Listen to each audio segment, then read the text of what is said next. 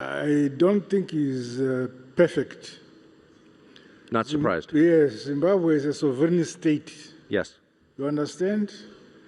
And we move on the basis that give us the best results of our resources. Whether it is relation with the West or the East, what is primarily important is what we ourselves as Zimbabweans are satisfied with. We don't need to please the West or please the East. We please ourselves. Good. That seems like a good model for every sovereign country. President Bio, thank you for this. Do you think that there is a substantial difference? I'm just trying to understand from a Western perspective how the East does business in Africa versus how the West does, and it may be too sensitive a topic really even to talk about out loud, but to the extent you have a view you can share, would you? I'm sure relations cannot be measured country by country. Yes. Relations depend on the historical background of countries between one country and another. Yes. That's the basis on which relations grow and are nurtured. For us in Zimbabwe, yes, we are a former British colony, but we are very happy with the relations that have now developed with, say, countries like China and so on. Yes. Despite being a former British colony. I think this may be one of these topics that's too difficult to talk about in public, so let me just ask you, President Bio, about one of the strengths of your country and the continent, which is its birth. Africa is poised to rule the world. So, what are your plans for the world once you rule it?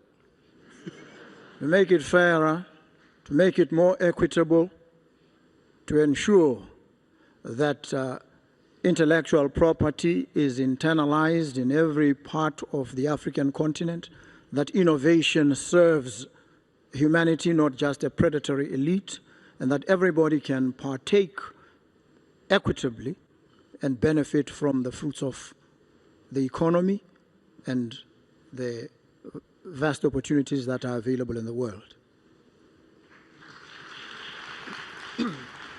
Well, I look forward to being treated fairly under your rule. Thank you. President Mnangagwa, I wonder what lessons you've been in the government of Zimbabwe for decades in various roles, including through a very turbulent period where your predecessor famously kicked out the whites and then the economy tanked and now it's rising again. I wonder if you would summarize the lessons that your country has learned from that experience. I'm not so sure what you have in mind. But let me say, our economy has faced challenges. I'm sure you're aware. Yes. Zimbabwe has been under sanctions for decades as a result of us claiming our land from the British and making ourselves independent. We seized the land and gave it to our people. So sanctions were imposed on us. But in spite of all that constraint we have developed, and we are happy that we have developed on our own, and we feel very independent. Well, some of the land was seized from people who were born there. So I wonder if there's a lesson about targeting people on the basis of their skin color. Do you think? Can I hear you? Well, people had their land seized in Zimbabwe who were born in Zimbabwe, and they were targeted on the basis of their race, and I wonder if you think that's good or bad. No. Land did not belong to a race. It belonged to Zimbabweans. Right. So when the colonialists took land from us, time came when we asserted ourselves, take back our land.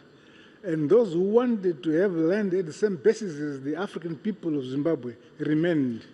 But those who felt they were superior left. China is a relatively new entrant, really, yes, into the historical space and climb. China only lifted itself out of abject poverty over the last 40 years. We've been free from colonialism now in Botswana for almost 60 years.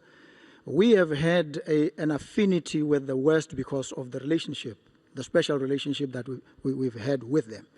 And China has only come in, and we relate with China on terms that we define ourselves.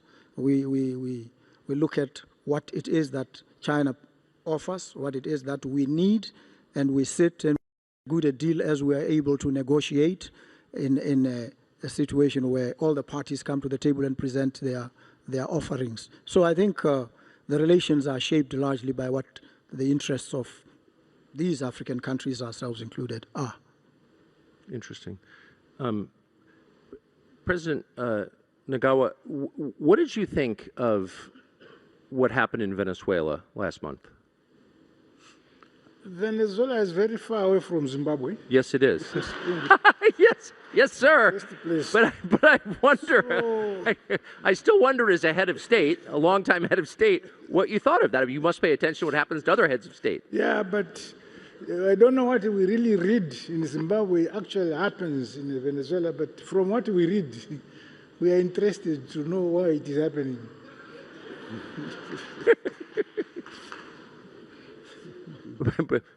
President B, what did you think? I was stunned, and I'm still stunned. It was so surreal that I still have to understand whether the world order, the rules-based society, is still existing, and if not, what becomes of the world? That's why I earlier described the state as we are in a state of flux, because everything that we have understood as the basis for international order is fragmenting or being destroyed right in our face. And I'm sorry, it felt like an unfair question, but that's exactly more to the point what I'm asking is this a sign of a changing order? And I will end with you, President Boko. What was your response to it? Well, I think we are seeing a world where rules seem to matter very little, and they matter only depending on who is benefiting from them and who is wielding the stick at any given point in time. We know that public international law respects territorial integrity, it respects the sovereignty of nations. And it also requires that the people of every nation state must exercise their self-determination. They must determine what happens within their borders. And to have external powers intrude and remove any head of state, regardless of what the circumstances are, I think it's something that is utterly shocking, and it is an affront to a rule-based international order. I think it must be described. Of the struggle for independence in Africa, it was about land. And I had the advantage of listening to the interview that was subjecting the president of Zimbabwe, President Mnangagwa, to certain very irritating questions, if you may. And it is very easy to simplify the question. But this must be understood in the context of colonial conquest.